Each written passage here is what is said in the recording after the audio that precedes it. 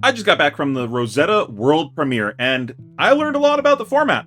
It's nothing like I thought it would be, so today I'm gonna pass on some of the lessons that I learned. I got a lot of positive feedback about the world premiere guide that I made with Cody a few days ago, so thought I should do the same for the pre-release. So quick rundown. First of all, we got 8 packs of 14 cards. You're gonna get 2 rares, one of them might be a Majestic, 1 foil, 1 equipment, and 10 commons. The 2 cards in the back of the pack, those are your tokens and your expansion slot cards. You don't use those in your sealed pool, but you always have access to any tokens that you need. So if you didn't get the weapon or the hero for the hero that you want to play, you always have access to that. Just ask someone for a token. Usually you get about an even split of each card type, with a few more class cards than talent cards, because the generic cards are in the same slot as the talent cards. You're going to build a 30 card deck with these cards, exactly 30, and there is no playset rule in Limited. If you open 4, 5, 6 copies of a card and you want to play all of them, you can do it. As well, you always start with the macro. You just start with that in your pool. You get to start with that in play every game. There's 4 heroes. First of all, we have Aurora, a hyper-aggressive lightning rune blade that creates long combat chains.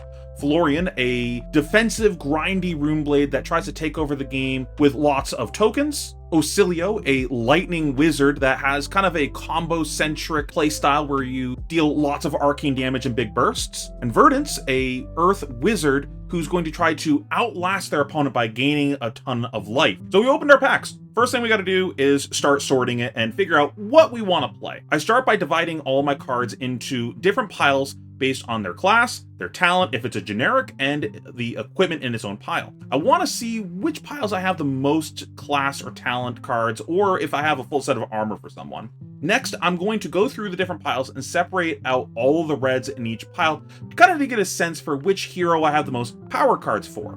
Getting blues isn't too hard in my experience in this format, so I want to make sure that I have enough quality reds to be worth playing this particular deck. I'm usually sitting around 10 to 12 blues in most of my decks, though in some of my Earth decks I've gone a little bit higher if I have a lot of 3-cost cards. Next, I'm going to go to my Earth cards and check how many decomposed cards I have, especially ones that are reds or just ones that I'm very happy casting on first cycle of my deck. You only need to cast 2 decomposed cards to turn on your hero power, so we don't need a deck that has a ton of these. You just need enough that you see them and you activate your hero power. I found that 4 to 6 is a good number where I'm gonna actually consider playing in one of the Earth heroes. But if you have more, feel free to play them. If I think my Earth looks good enough to run, then next I'm gonna check the rest of my Earth cards to see how much life gain cards I have, and then I'm gonna check my Rune Blade cards to see how many Rune Chant generators I have and how many Aura generators I have between both of these piles. Usually the biggest reason that will pull me in a direction between either of these 2 Earth heroes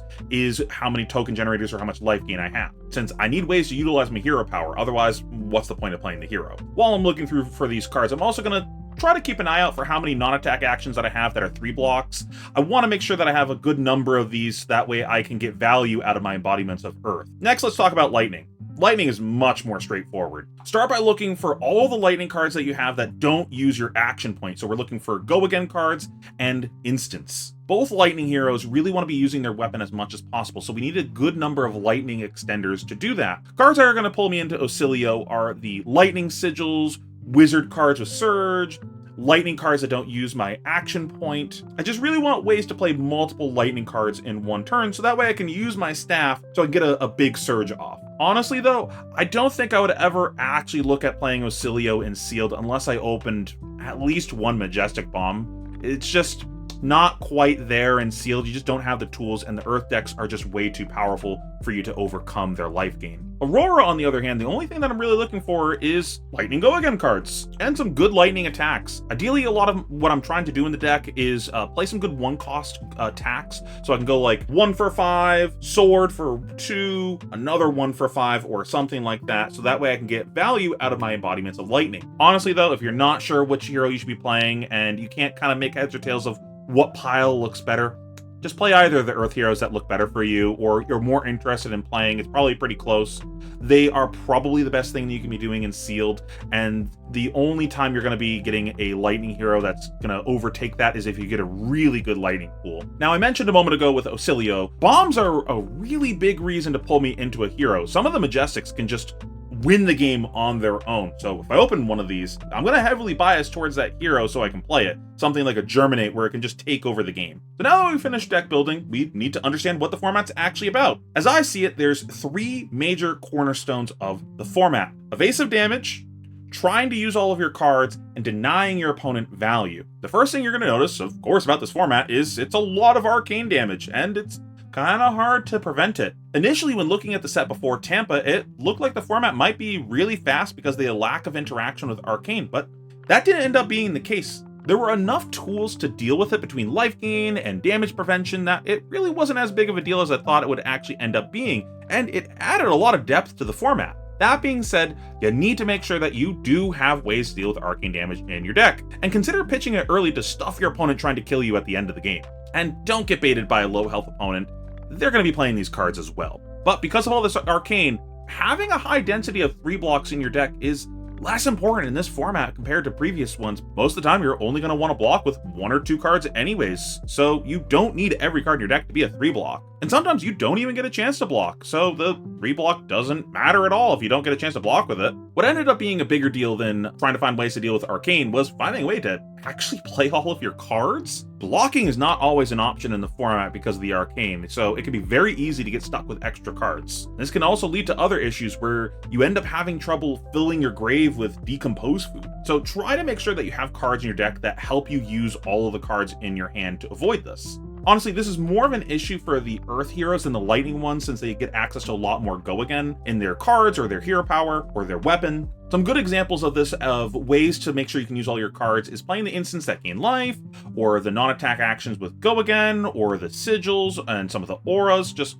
have some ways that you can make sure that your opponent just, blocks and passes. You can still play all of your cards and not get stuck. This goes into the next point of denying your opponent value. Not giving your opponent a chance to block and stranding them with extra cards in their hand is very powerful. You can do this by shooting them with arcane, or gaining life, or taking a setup turn where you just play auras, or just blocking and getting an arsenal. Because of the nature of this in the format, I suggest, when possible, trying not to arsenal cards, unless they don't use your action point in case your opponent doesn't give you a chance to use your cards on defense. When this happens and you have the open arsenal, you can still, play out some of your hand, then set one of the cards left over in your hand. Another major way to deny value in this format is not playing into what your opponent wants to be doing that turn. For example, let's say your opponent has an embodiment of Earth in play, and you have the option of either attacking them for 7 or dealing 4 arcane. The arcane might actually be better here since they wanted to block on that turn. And to that point, if they don't have enough cards in their graveyard for decompose, they might also want to block just to get some stuff in there. So by you not attacking them and doing something else on your turn that doesn't give them a chance to block, this directly goes against the core game plan of what they want to be doing on their turn, since now they can't decompose. Some final closing thoughts that didn't really fit into my earlier points. This is a mistake that I saw all over the place, and I definitely made this mistake myself of thinking this is how it worked, but Verdance's hero power only works on her own